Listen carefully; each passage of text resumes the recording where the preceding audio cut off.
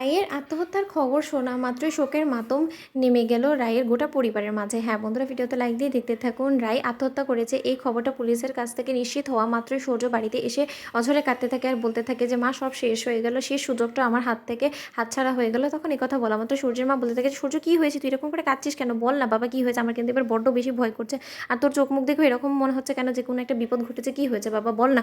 তখন নীলু ছুটে এসে বলতে থাকে, কী ব্যাপার সূর্য, তুমি এরকম করে কাঁদছো কেন, বলো তো কী হয়েছে, এমন কোনো দুর্ঘটনা ঘটে গিয়েছে, কী হয়েছে রে, কি সূর্য বলো না তুমি প্লিজ, আমরা তো অনেক ভয় করছে এখন, প্লিজ বলো। তখন সূর্যের বাবা বলতে থাকে যে সূর্য আর হেয়ালি করিস না বাবা, আমরা আর সহ্য করতে পারছি না, তুই প্লিজ এরকম করে আমাদেরকে আর ধোঁয়াশার মধ্যে রাখিস না। তখন এই কথা বলা মাত্র সূর্য নীলুর কাছে গিয়ে বলতে থাকে যে নীলু, আজকে তোমার সব ষড়যন্ত্র সফল হয়ে গেছে, জানো তো, তুমি খুব খুশি হবে একটা খবর শুনে। তখন এই কথা বলা মাত্র নীলু বলতে থাকে, কী খবর সূর্য, আর যদি সত্যিকার অর্থে ভালো খবরই হয়ে থাকে তা সত্ত্বেও তুমি এরকম কাঁদছো কেন, বলো তো কী হয়েছে, কি তোমার প্রমোশন হয়েছে না, কী হয়েছে বলো।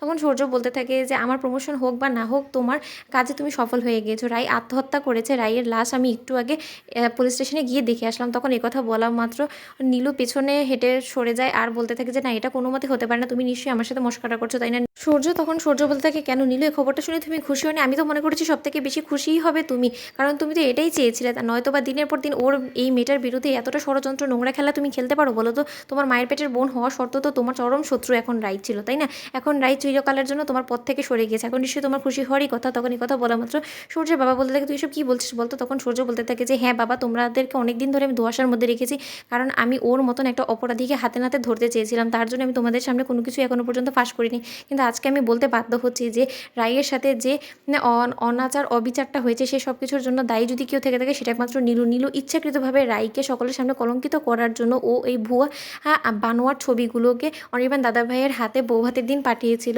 আর এই সকল ছবিগুলোর বানোয়ানের পিছনেও যদি কেউ থেকে থাকে সেটা হলো একমাত্র নীলু খুব ভালো করেই জানতো যে অনির্বাণ দাদাভাই যখন এই ছবিগুলো দেখতে পারবে তারপরে আর যাই হোক না কেন রায়ের উপরে কোনো মতে বিশ্বাস করবে না, কারণ অনির্বাণ দাদাভাই তো এই খবরটা আগে থেকেও জানতোই যে আমার এবং রায়ের মধ্যে খুব ভালো একটা সম্পর্ক ছিল, ভালোবাসার কিন্তু তাই বলে যে এরকম ঘনিষ্ঠ সম্পর্ক ছিল সেটা কোনো মতে অনির্বাণ দাদাভাই এক পর্যায়ে বিশ্বাস করতে পারেনি, কিন্তু এই ছবিগুলোই হলো গিয়ে সেই মূল কারণ ছিল যে এটা কিনা অনির্বাণ দাদাভাই এক পর্যায়ে বাধ্য হয়ে বিশ্বাস করে নিয়েছে। আসলে বিশ্বাস করবে নাই বা কেন, কারণ নীলু তো বিশ্বাস না করার মতন কোনো উপায়ই আর ছাড়েনি তাই না।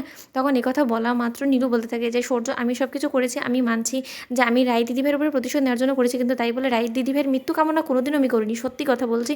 তখন কথা বলা মাত্র নীলু বলতে থাকে যে সূর্য, তুমি প্লিজ আমাকে একবার দিদিভাইয়ের কাছে নিয়ে যাও। তখন সূর্য বলতে থাকে যে তোমার মতন মেয়ের ছায়া অবধি আমি নীলুর রায়ের উপরে পড়তে দেবো না, তোমার লজ্জা করছে না কত কথাগুলো বলার আগে। তখন কথা বলা মাত্র ডোরা বলতে থাকে যে কী বলছো, এটা কি, এই চাঞ্চল্যকর তথ্যগুলো তুমি কী করে জানলে বলো তো। তখন কথা বলা মাত্র সূর্য বলতে থাকে, সব বলছি বৌমনি, একটু অপেক্ষা করো। তো বন্ধুরা, ভিডিওটি ভালো লেগে থাকলে লাইক কমেন্ট শেয়ার করে সাবস্ক্রাইব করতে ভুলো না।